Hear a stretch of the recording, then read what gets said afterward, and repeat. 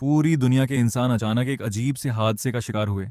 सब के सब एक साथ एक रहस्यमयी नई दुनिया में पहुंचा दिए गए। यहाँ का नज़ारा होश उड़ाने वाला था। पूरे के पूरे शहर, बीच बाजार और बड़े बड़े होर्डिंग्स बादलों के बीच आसमान में उड़ रहे थे।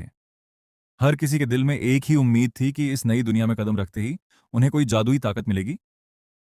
मुझे भी लगा था कि जब मेरी आंखें खुलेंगी तो मैं एक महान एसएसएस रैंक का भविष्यवक्ता बनकर जागूंगा।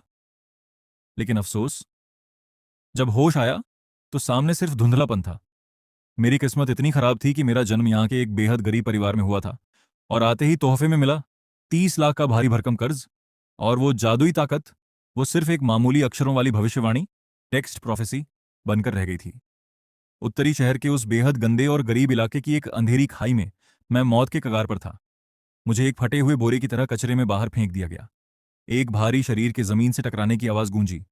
वह मैं था। मेरी पीठ पर वार किया गया था और मैं काई से भरी एक ठंडी दीवार से जा टकराया। एक चीर देने वाला दर्द पलक झपकते ही मेरे पूरे शरीर में दौड़ गया। दर्द इतना भयानक था कि मेरे मुंह से चीख निकलने की ताकत भी छिन चुकी थी। मैं बस एक मरते हुए कुत्ते की तरह अपना मुंह फाड़े पड़ा था, पर आवाज गायब थी। तभी एक भारी और क्रूर आवाज गूंजी, पैसे लौटाओ, नहीं तो इस बिल्ली को मारकर खा जाओ। बोलने वाला कोई और नहीं, झाओ हूं था। उत्तरी शहर के अंडरग्राउंड सट्टेबाजी बाजार का एक बदनाम और खूंखार गुंडा। वह एक हट्टा कट्टा गंजा आदमी था, जिसके हाथ में मिश्र धातु एलॉय का एक भारी बेसबॉल बैट था। उस बैट से अभी भी ताजा खून टपक रहा था। और उस गंजे दानव के ठीक पीछे खड़ा था एक आदमकद जंगली सुअर, एक आयरन स्किन वाइल्ड बोअर, जो गुस्से में फुफकार रहा था। उसकी लाल सुर्ख आंखें जमीन पर बेबस पड़े मुझ जैसे 18 साल के अनाथ लड़के को घूर रही थीं। हाँ, मैं सिर्फ 18 साल का था। माता पिता पहले ही गुजर चुके थे और पूरे स्कूल में मैं इकलौता अभागा था जो इस ऊंचे ब्याज के कर्ज के नीचे दबा था। जाओ हूं आगे बढ़ा। उसने क्रूरता से अपना भारी पैर मेरी कलाई पर रखा और उसे पूरी ताकत से कुचलने लगा। वह हंसते हुए बोला, आज तो तुम्हारा जागने, अवेकन होने का दिन था, है ना? पूरे स्कूल में चर्चा थी कि हमारे युवा मालिक जादुई मंच पर आधे घंटे तक खड़े रहे। लेकिन अंत में क्या हुआ? जो अंडा फूटने वाला था उसमें से कोई हलचल ही नहीं हुई। हा हा हा, यहां तक कि उसे एक मरा हुआ बच्चा घोषित कर दिया गया। मैं कीचड़ में सना, दर्द से अपने दांत भींचे चुपचाप पड़ा रहा। मेरी आंखें दर्द और गुस्से से झाऊ हूं के जूतों को घूर रही थीं। मुझे तुम्हारी ये आंखें सबसे ज्यादा नापसंद है, झाऊ हूं चिल्लाया। 1 बजकर। उसका गुस्सा 7वें आसमान पर पहुंच चुका था। उसने हवा में अपना वह भारी बैट लहराया। उसके लिए जिसके पैसे नहीं है वह सिर्फ एक कचरा है, और कचरे की कोई कीमत नहीं होती। इसके हाथ पैर तोड़ दो, झाओ हू ने हुक्म दिया। उसका पालतू जंगली सुअर अपने मालिक का इशारा समझ गया और एक खौफनाक आवाज करते हुए सीधे मेरी तरफ झपटा। ठीक उसी पल मेरी जेब से वह धुंधला भूरे रंग का रहस्यमयी अंडा फिसलकर जमीन पर गिर गया। झाओ हू का बैट पूरी ताकत से नीचे आया। उसका निशाना मेरा घुटना था, लेकिन हड़बड़ी में वार चूका और सीधे मेरे टखने पर लगा। मांस का एक बड़ा टुकड़ा कटकर अलग हो गया। दर्द की एक भयानक लहर उठी और मेरा चमकीला लाल खून उस भूरे रंग के अंडे पर जा गिरा। पर यहां एक चमत्कार हुआ। वह खून जमीन पर बहने के बजाय उस अंडे के अंदर ऐसे समा गया जैसे कोई प्यासा स्पंज पानी सोख लेता है। देखते ही देखते उस मरे हुए अंडे के छिलके पर दरारें पड़ने लगीं। तभी दिमाग में एक ठंडी मशीनी आवाज गूंजी। जबरन सक्रियण प्रक्रिया फर्स्ट एक्टिवेशन शुरू की गई। मेजबान, होस्ट के जीवन के लक्षण अत्यंत खतरे में हैं। वह अंडा पूरी तरह से टूट कर बिखर गया। न तो कोई आसमान हिलाने वाली रोशनी निकली और न ही किसी पवित्र जादुई जीव के दर्शन हुए। वहां केवल एक छोटी सी चीज थी जिसका आकार सिर्फ एक नाखून के बराबर था। काले और लाल रंग की धारियों वाली वह छोटी सी चीज चुपचाप हवा में उड़ते हुए बाहर निकली। वह एक मच्छर था, दिखने में थोड़ा कमजोर और कुपोषित सा। तभी दिमाग में फिर वही आवाज आई। प्रणाली सिस्टम सफलतापूर्वक सक्रिय हो गई है। जर्ग गॉड लेवल सिस्टम होस्ट से जुड़ चुका है। शुरुआती सैनिक एफ रैंक मॉस्किटो, रक्त रेखा विशेषता, रक्षा की अनदेखी करना, इग्नोर डिफेंस, घातक जहर फेटल वेनम, और परजीवी नियंत्रण। मैंने अपने दिल में पहला आदेश जारी किया। वह छोटा सा मच्छर हवा में ऐसी रफ्तार से उड़ा जिसे इंसानी आंखें देख भी नहीं सकती थीं। उसने लाल रंग की एक लकीर सी बना दी। उसने उस सुअर की लोहे जैसी सख्त चमड़ी पर हमला नहीं किया, बल्कि एक सूक्ष्म मिसाइल की तरह सीधे सुअर के कान के अनप्रोटेक्टेड छेद में घुस गया। तेजी से आगे बढ़ते हुए उस विशाल सुअर का शरीर अचानक बीच में ही ठिठक गया। उसकी आंखों की क्रूरता पल भर में गहरे खौफ और सदमे में बदल गई। वह दर्द के मारे पागलों की तरह सिर हिलाते हुए चीखने लगा। जंगली सुअर, तुम पागलों की तरह क्या कर रहे हो? झाओ हू का चेहरा पीला पड़ गया। उसने अपने मानसिक संपर्क से उसे शांत करना चाहा, पर उधर से सिर्फ अंतहीन दर्द और पागलपन वापस लौट रहा था। सिर्फ 3 सेकंड के भीतर अपनी बेजोड़ रक्षात्मक ताकत के लिए मशहूर वह सुअर अपने सातों अंगों से खून बहाने लगा। उसका वह भारी भरकम शरीर एक ढाते हुए पहाड़ की तरह जमीन पर आ गिरा और उसने दम तोड़ दिया। तुम तुमने क्या किया? झाओ हू घबराकर पीछे हटने लगा और फटी आंखों से अपने सुअर की लाश को देखने लगा। और मैं धीरे धीरे उस कीचड़ और पानी के बीच से उठकर खड़ा हो रहा था। मैंने चेहरे पर एक झाओ हू की आंखें फटी की फटी रह गईं। मच्छर? एक मामूली मच्छर? यह असंभव है। एक मच्छर भला मेरे आयरन स्किन वाइल्ड बोर की सुरक्षा को कैसे भेज सकता है? क्योंकि तुम बहुत नासमझ हो। मेरी आवाज भारी थी। चाहे वह कोई दिव्य ड्रैगन ही क्यों ना हो, अगर इस मच्छर का डंक उसमें ढस गया तो उसका मरना तय है। तभी सिस्टम ने कहा, लोह त्वचा वाले जंगली सुअर को मारने पर 50 शुद्धिकरण अंक मिले। संकेत, एब्डोमिनल पैटर्न, ताजे खून की तीव्र प्यास। मैंने धीरे से अपना सिर उठाया और झाओ हूं की तरफ देखा, जो अब डर के मारे लगातार पीछे हट रहा था। चूंकि तुम यहां आ ही गए हो तो अब मत जाओ। मेरे मच्छर का पेट अभी तक नहीं भरा है। कमीने लड़के, मैं आज तुम्हारे टुकड़े टुकड़े कर दूंगा। झाओ हूं आखिरकार एक मजबूत आदमी था। वह जोर से गुर्राया और अपना बैट हवा में लहराते हुए पागलों की तरह मेरी तरफ झपटा। मैं अपनी जगह पर बिना हिले डुले सीधा खड़ा रहा। मैंने बस हल्के से अपनी उंगली से एक इशारा किया। झाओ हूं का बैट हवा में बीच में ही थम गया। उसे सिर्फ इतना महसूस हुआ कि उसकी गर्दन पर कोई बहुत छोटी और ठंडी चीज चुभी है। इसके तुरंत बाद एक अवर्णनीय सुन्नता और लकवे का एहसास पल भर में उसके पूरे शरीर में फैल गया। ऐसा खौफ जैसे उसकी आत्मा को कोई निचोड़ रहा हो। उसकी वे भारी लाठी जमीन पर गिर गई। झाओ हू के दोनों हाथ अपनी ही गर्दन को दबोचने लगे। आंखें बाहर उबल आईं और उसका वह तगड़ा शरीर आंखों के सामने ही सूखने और सिकुड़ने लगा। ठीक 10 सेकंड के बाद झाओ हू जमीन पर ढह गया। वह पूरी तरह से हड्डियों और सूखी त्वचा का एक ढांचा बन चुका था। एक जागृत अवेकेंड को मारने पर 10 विकास अंक मिले।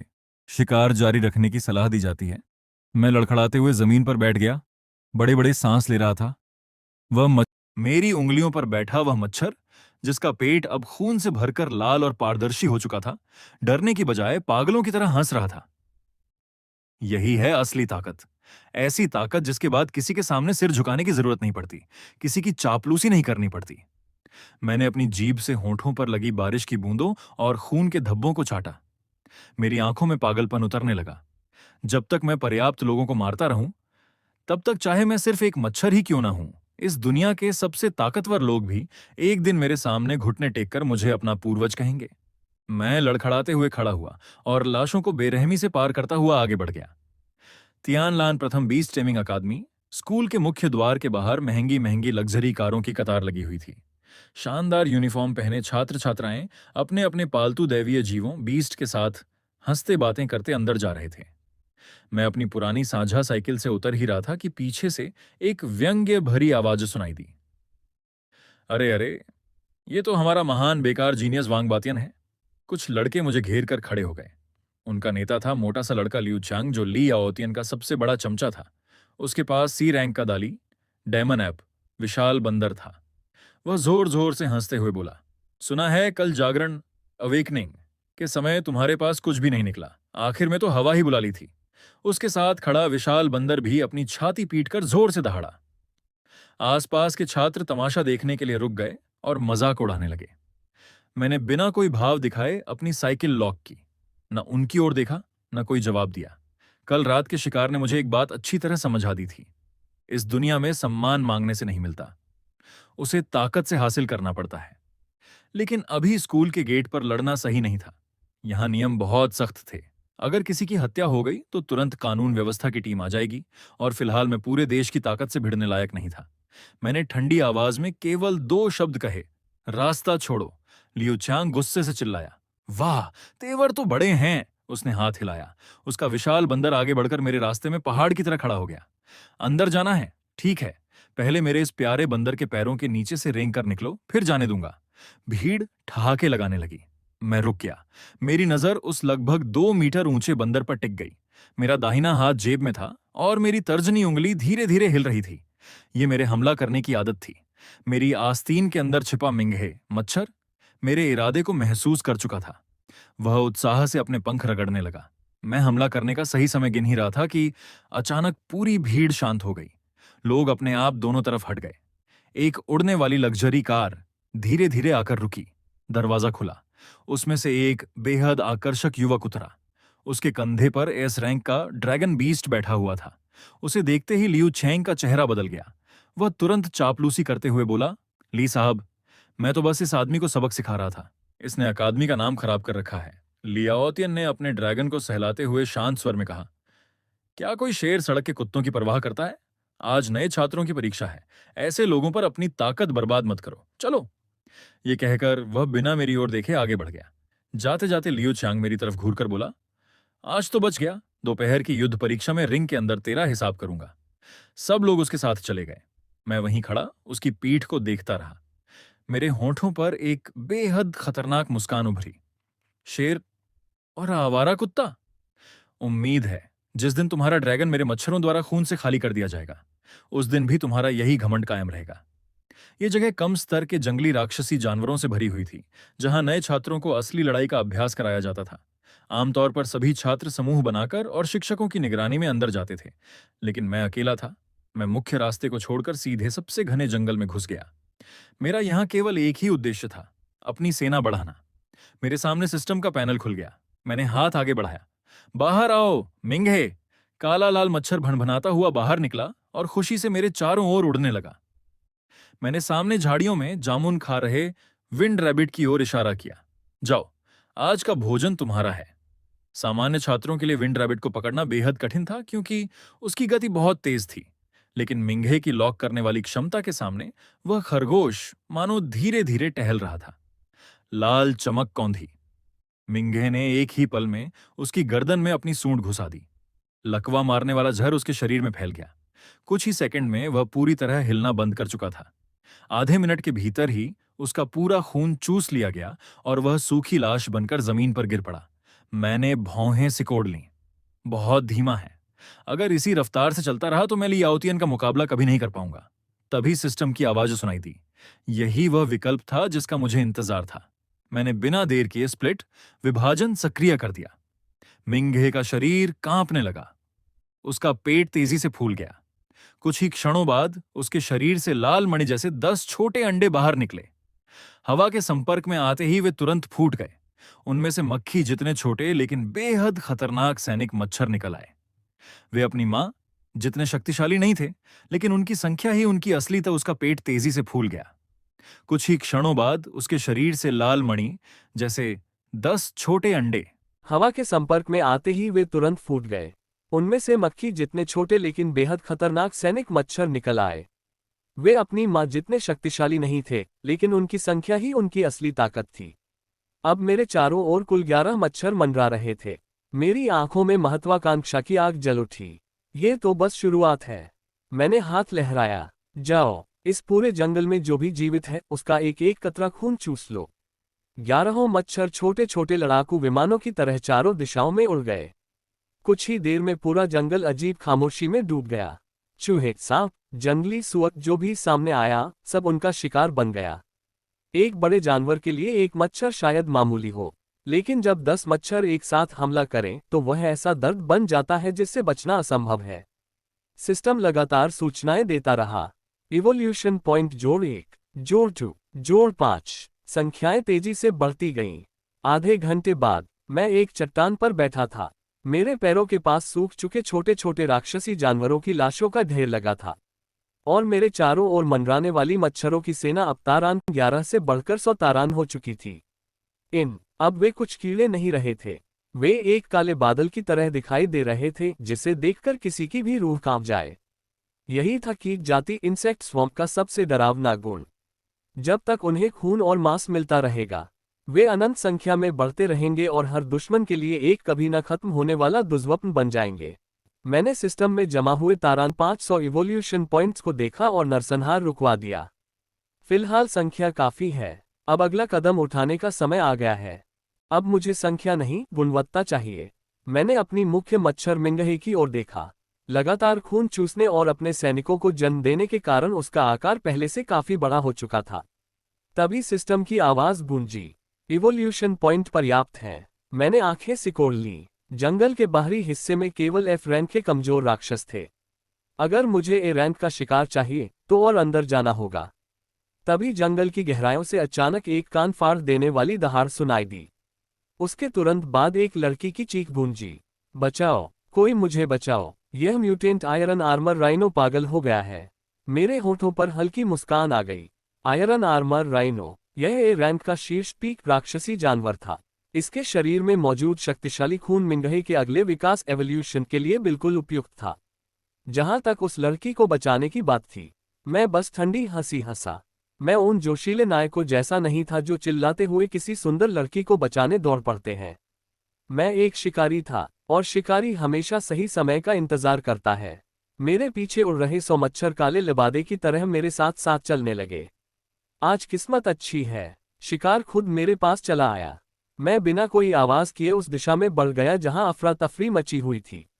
मेरा इरादा साफ था, पहले गैंडा थक जाएगा, फिर आखिरी वार मैं करूंगा। उधर लिन वाने नाम की एक लड़की जान बचाने के लिए बेतहाशा भाग रही थी। वह तियानलान अकादमी की मशहूर हीलर थी। हर समय लोगों से घिरी रहने वाली ये लड़की इस समय पूरी तरह बिखर चुकी थी। उसका चेहरा आंसुओं से भीगा था, कपड़े मिट्टी से सने हुए थे। उसके पीछे लगभग 50 मीटर दूर एक विशाल कन आयरन आर्मर राइनोकन पूरी रफ्तार से उसकी ओर दौड़ रहा था। उसकी लाल आंखों में केवल विनाश की आग जल रही थी। 3 मिनट पहले ही उस लड़की का प्यारा कन लाइट स्पिरिट कन उस गैंडे के पैरों तले कुचलकर मारा जा चुका था। अब उसके पास चमत्कार की उम्मीद करने के अलावा कोई रास्ता नहीं था। अचानक गैंडे ने अपनी रफ्तार और बढ़ा दी। उसी समय लड़की का पैर फिसला। वह सड़ी हुई पत्तियों से भरे कीचड़ में गिर पड़ी। उसने डरते हुए पीछे देखा। विशाल सींग उसकी ओर बिजली की गति से बढ़ रहा था। उसने निराश होकर अपनी आंखें बंद कर लीं। 1 सेकंड, 2 सेकंड, लेकिन उसे कोई दर्द महसूस नहीं हुआ। उसकी जगह एक अजीब सी तेज भनभनाहट पूरे जंगल में गूंज उठी। उसने कांपते हुए आंखें खोलीं, और जो उसने देखा वह दृश्य वह जिंदगी भर नहीं भूल सकती थी। गैंडे का विशाल सींग उसके चेहरे से केवल 10 सेंटीमीटर दूर रुक चुका था। ऐसा लग रहा था जैसे किसी अदृश्य दीवार ने उसे रोक दिया हो। असल में गैंडे का पूरा सिर हजारों छोटे छोटे मच्छरों ने घेर लिया था। अगले ही पल आयरन आर्मर राइनो दर्द से भयानक चीख मारने लगा। वह अपना सिर झटकने लगा, जमीन पर सींग मारने लगा, पेड़ों से शरीर रगड़ने लगा, यहां तक कि जमीन पर लौटने लगा। लेकिन कुछ भी काम नहीं आया। मैं पास के एक पेड़ की डाल पर खड़ा था, दोनों हाथ जेब में थे, चेहरा बिल्कुल शांत, मानो किसी अखाड़े में बैठा कोई अमीर आदमी जानवरों की लड़ाई का आनंद ले रहा हो। मैंने मन ही मन आदेश देना शुरू किया। पहली टुकड़ी, आंखों और मुलायम हिस्सों पर हमला। दूसरी टुकड़ी, नाक और सांस लेने का रास्ता बंद करो। तीसरी टुकड़ी, कानों के रास्ते सीधे दिमाग तक पहुंचो। मेरी उंगलियां पेड़ के तने पर एक खास लय में थपथपा रही थीं, और मेरी हर लय के साथ मच्छरों का झुंड किसी प्रशिक्षित सेना की तरह पूरी अनुशासन के साथ अपने अपने लक्ष्य बदल रहा था। लिन वाने स्तब्ध रह गई। वह जमीन पर बैठी यह सब देखती रही। कुछ क्षण पहले जो राक्षस अजेय लग रहा था, अब वही दर्द से तड़प रहा था। सिर्फ 1 मिनट के भीतर धड़ाम, विशाल गैंडा जमीन पर गिर पड़ा। धूल का बादल उठ गया। उसकी सांसें अभी चल रही थीं, चारों पैर झटके खा रहे थे, लेकिन उसकी आंखों की चमक हमेशा के लिए बुझ चुकी थी। मैं पेड़ से नीचे कूदा, धीरे धीरे उस विशाल शरीर के पास पहुंचा। मैंने लड़की की तरफ देखा तक नहीं। मेरे लिए सबसे महत्वपूर्ण चीज वह गैंडा था। मैंने हाथ उठाया, सब वापस आओ। अगले ही पल पूरा काला झुंड वापस मेरे चारों ओर आ गया। हर मच्छर का पेट ताजे खून से फूला हुआ था, और उन सब के बीच मुख्य मच्छर मिंगहे गैंडे के सींग पर बैठा था। तभी सिस्टम बोला, उच्च गुणवत्ता वाले ए रैंक रक्त का अवशोषण पूर्ण, विकास की सभी शर्तें पूरी, जातीय उत्क्रांति रेस एवोल्यूशन प्रारंभ। मेरी आंखों में उत्साह चमक उठा। मैं साफ महसूस कर सकता था कि मानसिक संबंध के माध्यम से एक विशाल शक्ति मेरे शरीर में लौट रही थी। क्रैक क्रैक, मिनगहे के शरीर पर मौजूद काला कवच टूटने लगा। उसके अंदर से एक नई आकृति बाहर आई। अब उसका आकार लगभग मुट्ठी जितना हो गया था, लेकिन सबसे बड़ा बदलाव उसके पंखों में था। अब उसके 4 रक्त रंग के पंख थे। उनके किनारे तलवार की धार जितने तेज थे। सिस्टम ने घोषणा की, उत्क्रांति सफल। नाम, ब्लड विंग एम्परर मच्छर, blood wing emperor mosquito. Rank A, नई क्षमता प्राप्त, एम्परर और अब यह एक साथ 1000 निम्न स्तर के कीटों को नियंत्रित कर सकता है। मैं मुस्कुराया। बहुत बढ़िया। मैंने हाथ आगे बढ़ाया। लाल मणि जैसा चमकता हुआ सम्राट मच्छर आकर मेरी हथेली पर बैठ गया। तभी पीछे से लिनवा ने संभल कर खड़ी हुई। उसने मेरी पीठ को देखा। उसकी आंखों में अविश्वास साफ झलक रहा था। वह मुझे पहचान चुकी थी। यही तो वह लड़का था जिसे पूरी अकादमी निकम्मा कहती थी। मैं धीरे धीरे उसकी ओर मुड़ा। मेरी आंखों में न दया थी, न चिंता। मैं केवल उसे ऐसे देख रहा था जैसे किसी सामान की कीमत आंक रहा हूं। मैंने गेंडे की लाश की ओर इशारा किया। इसका एक पैर मैं ले जा रहा हूं, बाकी चमड़ा और मांस तुम्हारा। इसे मेरी चुप्पी की कीमत समझो। लिनवा ने पूरी तरह हैरान रह गई। उसने सोचा था कि उसे बचाने के बाद मैं उससे दोस्ती करूंगा, या कम से कम उसका हाल पूछूंगा। लेकिन मैंने 2 कदम आगे बढ़कर ठंडी आवाज में कहा, अगर जीना चाहती हो तो आज जो देखा है उसका एक शब्द भी किसी से मत कहना। अगर किसी को पता चला कि मेरे पास इतनी बड़ी मच्छरों की सेना है। वह तुरंत घबरा गई। मैं किसी से कुछ नहीं कहूंगी। मैंने कुछ नहीं देखा। ये गेंडा तुमने अकेले मारा है। सारी लूट तुम्हारी है। मैंने संतुष्ट होकर सिर हिलाया। फिर बिना समय गंवाए गेंडे का एक पैर काट लिया। काला बाजार में इसकी अच्छी कीमत मिलने वाली थी। उस पैसे से मैं अपना कुछ कर्ज चुका सकता था और अपनी मच्छरों की सेना के लिए बड़ी मात्रा में सस्ता मांस खरीद सकता था। मैंने बिना पीछे देखे हाथ हिलाया। चलता हूं, और अपनी रक्त पंख वाली सम्राट मच्छर तथा बढ़ती हुई कीट सेना के साथ जंगल की गहराइयों में गायब हो गया।